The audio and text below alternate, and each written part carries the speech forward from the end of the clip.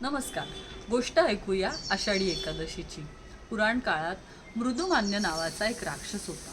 अतिशय दुष्ट राक्षस. पण भगवान शंकरावर त्याची निस्सीम भक्ती होती.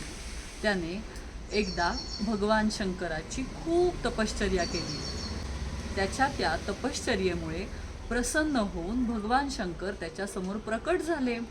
त्यांनी त्याला वर दिला की तुला कोणाच्याही हातून मरण येणार नाही, पण जर तुझा उत्मात वाढला तर एका स्त्रीच्या हातून तुला मरण येईल. आता मरणाची भीतीच राहिली नाही.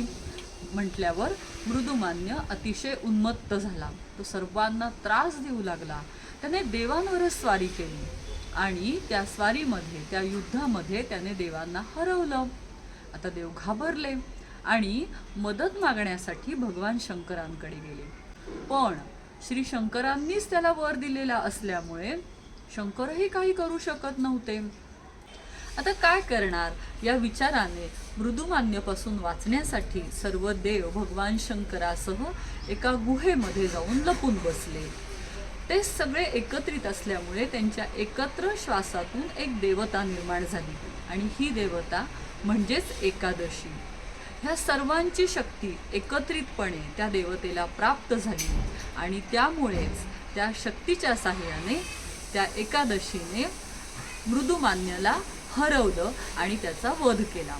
तो दिवस होता आषाढी एकादशीचा. ज्या वेळेला देव गुहेकडे चाललेले होते तेव्हा पाऊस पडत होता.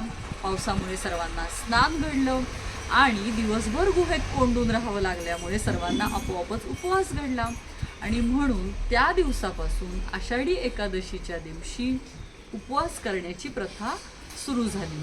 आपणही आषाढी एकादशीच्या दिवशी सकाळी लवकर उठून स्नान करतो, दिवसभर देवाची आराधना करून उपवास करतो.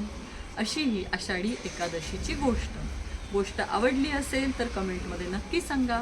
अशाच प्रकारच्या पौराणिक कथा ऐकण्यासाठी चॅनलला सबस्क्राईब